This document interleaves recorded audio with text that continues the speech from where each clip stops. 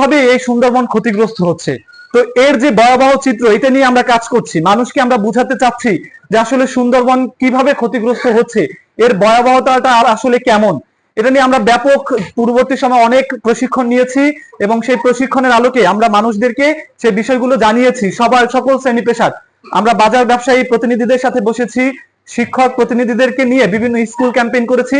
তার একটি ধারাবাহিক চিত্র আজকে আমরা মাল্টিমিডিয়া প্রেজেন্টেশনে তুলে ধরবো যে আমরা এই পর্যন্ত কি কাজ করেছি, এবং সেখানে আমাদের বেশ কিছু কৃতিত্বের বিষয় এখানে ফুটেজ আকারে আমরা সংরক্ষিত করেছি, সেগুলো আজকে আমরা মূলত আপনাদেরকে দেখাবো। তো যাই হোক, আমি আমার শুভেচ্ছা বক্তব্যে আর লম্বা কথা বাড়াবো না। তো এর পাশাপাশি আমি সর্বশেষ একটু কথা বলে শেষ করতে চাই। আমরা এর পূর্ববর্তী সময়ে যত শ্রেণী পেশার মানুষ এবং যত অফিসার লেভেলদের সাথে মিটিং করেছি, সবাইকেই আমরা এর ক্ষতির থেকে কিভাবে কমিয়ে আনা যায়, যেহেতু এই পলিথিন বা প্লাস্টিক আমাদের একটা নিত্যদিনের একটা সঙ্গী হয়ে গেছে, চাইলে আমরা এটা থেকে এই মুহূর্তে বের হতে পারছি না, কিন্তু এটা ব্যবহার, এটার ক্ষতির কারণটা বুঝে এটা ব্যবহার কমাই দিতে পারি।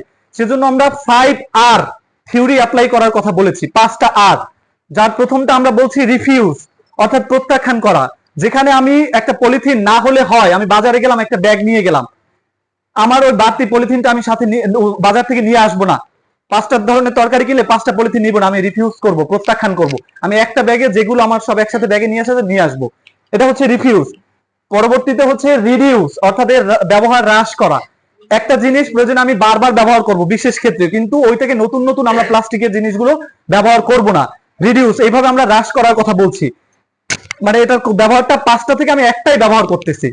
এরপর রিইউজ, অর্থাৎ একটা জিনিস ওই যে বারবার ব্যবহার করতেছি, এই ক্যাটাগরিটা হচ্ছে রিইউজ, মানে পুনরায় ব্যবহার করতেছি। এরপর আমরা বলতেছি রিপারপোজ, 4 নাম্বার আর এর কথা বলছি, রিপারপোজ, অর্থাৎ একটা বোতল, সেটাকে কেটে কুটে বিভিন্ন অর্নামেন্টস, বিভিন্ন সাজানোর ঘর, গৃহ সামগ্রী সাজানোর জন্য ঘরের, এগুলো ব্যবহারের কথা বলছি, যে রিপারপোজ, ভিন্ন কাজে ওটাকে ব্যবহারের কথা বলছি। তাহলে কিন্তু একটা বড় অংশ আমার পরিবেশ থেকে উঠে যাচ্ছে, এরকম ভাবে বলছি রিপারপোজ। এরপরে শেষেরটা আমরা বলছি রিসাইকেল, অর্থাৎ পুনঃপ্রক্রিয়াজাতকরণ, যেটা হচ্ছে সাধারণত মেশিনের মাধ্যমে ফ্যাক্টরিগুলোতে এটা করা হয়। যেমন আমরা পুরনো ভাঙ্গারি দোকানদারকে যেগুলো দিয়ে দেই, ওটা তো আবার তারা রিসাইকেল করে বিভিন্ন ইন্ডাস্ট্রির মাধ্যমে। তো ওই রিসাইকেলের কথা বলছি, যে এটা পরিবেশে যত্রতত্র না ফেলে দিয়ে এটা যদি রিসাইকেল করে এটাকে পুরোপুরি তো নিষ্ক্রিয় করতে পারা যাচ্ছে না, তাহলে এটাকে এর পরিমাণটা কিভাবে আসলে কমাইয়ে নেওয়া যায়, এই 5টা আর আমরা অ্যাপ্লাই করার কথা বলছি। এছাড়া আরো বিভিন্ন বিষয় আমরা আসলে চেষ্টা চালিয়ে যাচ্ছি, যাতে করে এই আমাদের লক্ষ্য উদ্দেশ্যটা যাতে ঠিক থাকে, মানুষ যাতে এটার ব্যাপারে সচেতন হয়। তো ধন্যবাদ সকলকে।